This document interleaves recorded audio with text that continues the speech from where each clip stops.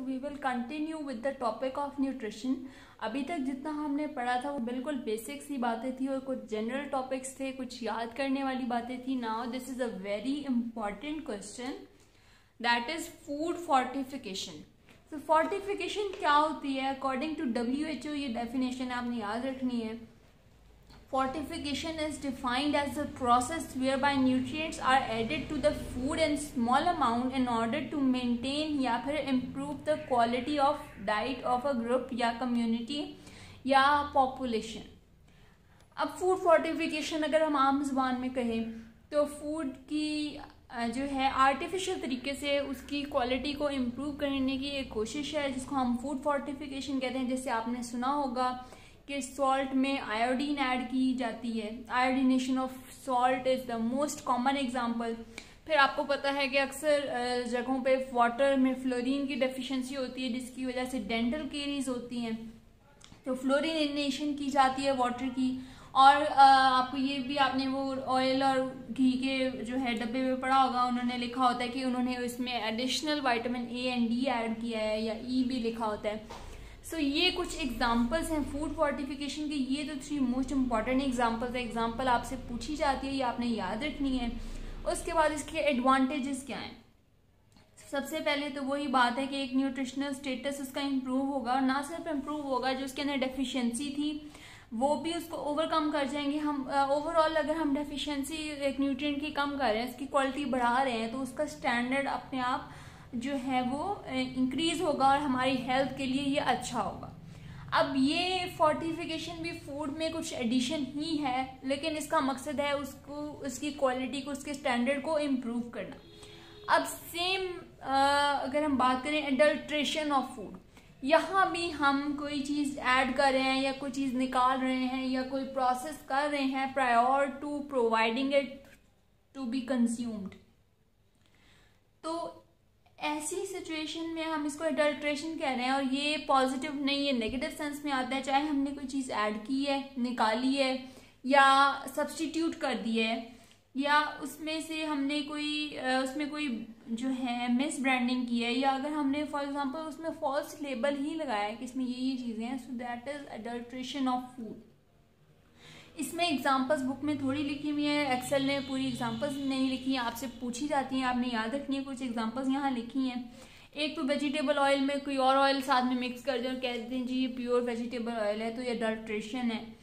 फिर अगर हम फैट जो है एक्सट्रैक्ट कर लें और स्टार्च ऐड कर दें इन मिल्क, तो ये भी अडल्ट्रेशन है। ये दूध की मिलावट तो और ऑयल की मिलावट, ये तो बहुत कॉमन है।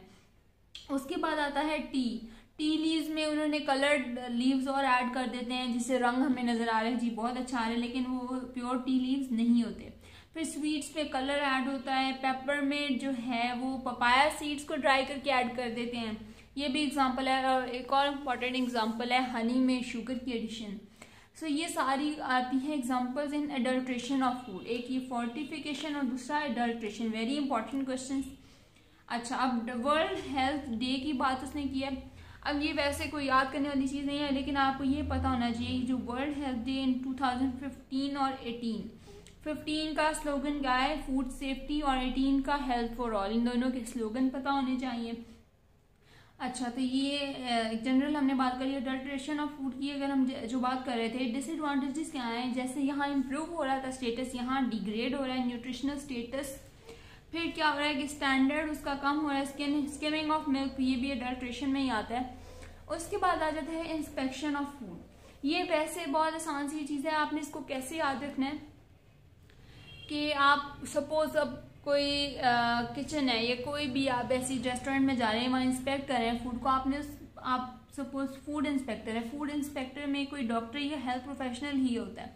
आपके साथ आपको कंपनी कौन करेगा? एक तो हेल्थ स्टाफ एक कंपनी करेगा, और दूसरा आपको कंपनी करेगी पुलिस। तो ये किसी भी एट टाइम जो है हम इंस्पेक्ट कर सकते हैं। अक्सर रेस्टोरेंट्स जो क्लोज होते हैं, यही होता है कि इंस्पेक्शन की गई तो उनकी क्वालिटी अप टू मार्क नहीं थी। तो यहाँ पे आपने याद रखना है 3 सैंपल्स हमने तैयार करने हैं। पहला सैंपल हमने शॉपकीपर को ही देना है, दूसरा हमने जो है खुद रखना है, और तीसरा हमने लेबोरेटरी में भेजना है। अब इन सैंपल पे टेस्टिंग होगी। और एक्शन तब लिया जाएगा अगर हम उनको रंगे हाथों पकड़ लें या फिर जो है अनहाइजीनिक चीज़ कोई डिटेक्ट हो जाए। यहाँ पहले से मेंशन नहीं होता कि यहाँ इंस्पेक्शन होने लगी है। अब फूड बॉर्न डिजीजेज क्या होती हैं?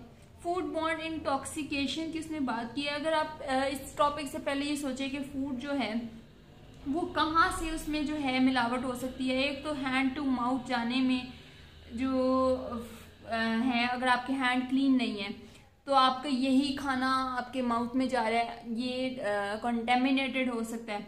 फूड ही, अगर फूड की बात करें, आपके हाथ साफ भी थे तो फूड हो सकता है कि वो डीकम्पोज हो।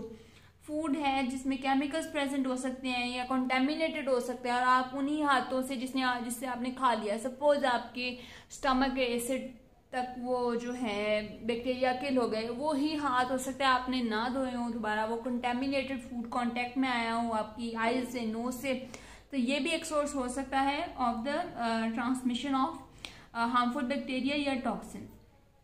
अब या तो टॉक्सिन प्रेजेंट हो सकते हैं प्रोड्यूस बाय बैक्टीरिया, या बैक्टीरिया खुद भी प्रेजेंट हो सकता है, या कुछ फंजाई प्रेजेंट हो सकते हैं, कुछ केमिकल्स हो सकते हैं। तो ये चीज़ें जब प्रेजेंट होंगी तो हम कहेंगे फूड बॉर्न इंटॉक्सिकेशन। अगर कोई बैक्टीरिया इटसेल्फ प्रेजेंट है, यानी वैसे तो हमने बात की कि टॉक्सिन्स हैं और ये सारा कुछ है, टॉक्सिन की वजह से हो रही है तो हमने इंटॉक्सिकेशन बोला इसको। अगर डायरेक्टली बैक्टीरिया, वायरस या फंजाई, पैरासाइट प्रेजेंट है तो हम उसको कहेंगे फूड बॉर्न इन्फेक्शन। अब फूड इन्फेक्शन क्या होता है? ये एक बहुत इंपॉर्टेंट चीज़ है, इससे आता है सिनेरियो, तो उसको आपने अच्छी तरह पिक करना है। फर्स्ट ऑफ ऑल आपको ये पता होना चाहिए कि फूड पॉइजनिंग क्या होती है और फूड टॉक्सीमिया क्या होता है।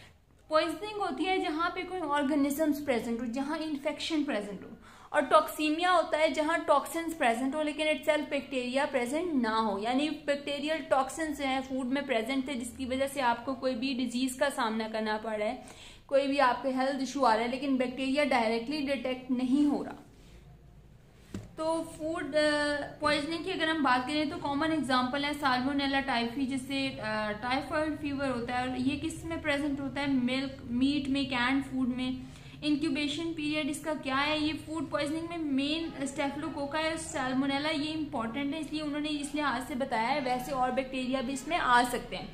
अब इंक्यूबेशन पीरियड क्या है? 6 to 12 आवर्स, यानी कि सपोज अगर आपने फूड रात को खाया है तो 6 to 12 आवर्स गुजरेंगे, यानी आपको सुबह सिम्टम्स आ रहे हैं। अब रात को ये सिनेरियो दिया होगा जी, आपने रात को खाना खाया है, कैंड फूड खा लिया, आपने ख्याल नहीं किया, सुबह आपको ये सिम्टम्स आ रहे हैं, अब ये क्या हो सकता है?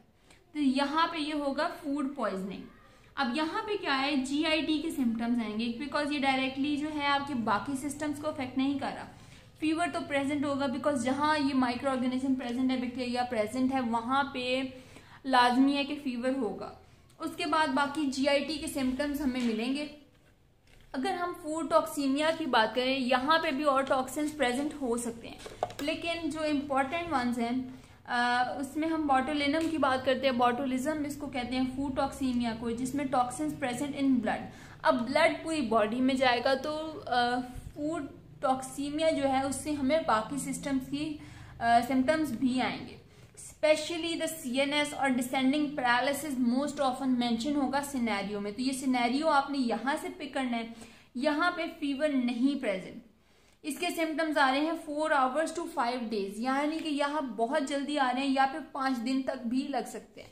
टाइम पीरियड डिफरेंस है, फीवर नहीं प्रेजेंट और CNS इफेक्ट्स आ रहे हैं, तो इसमें मोर्टेलिटी रेट भी 100% है। अब इसमें ट्रीटमेंट हम देंगे, अगर हम फौरी तौर पे डायग्नोस कर लेते हैं तो हम यहाँ पे रेस्पिरेटरी सपोर्ट और एंटीटॉक्सिन्स देंगे।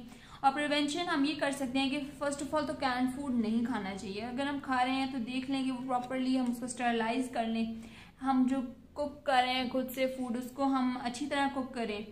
तो ये कुछ इसी तरह से यहाँ पे भी सिनेरियो उसने बताया हुआ है कि उसने टिन खाया है, प्रिजर्व फूड खाया है, उसमें देखा कि वो कवरिंग जो है दोनों तरफ से बल्ज कर रही है, यानी आपको पता है ना जब वो बैक्टीरिया जो है अपनी प्रोसेसिंग कर रहे होते हैं उसमें तो वो गैस वगैरह प्रोड्यूस होती है। तो ये कैंड फूड खराब है, जाहिर बात है, तो उसको वो खाना चाहिए, क्यों नहीं खाना चाहिए, उससे क्या कुछ हो सकता है उसको, तो ये आपने सारे बताना है। और ये इसी तरह से इंस्पेक्शन का सिनेरियो भी आ जाता है।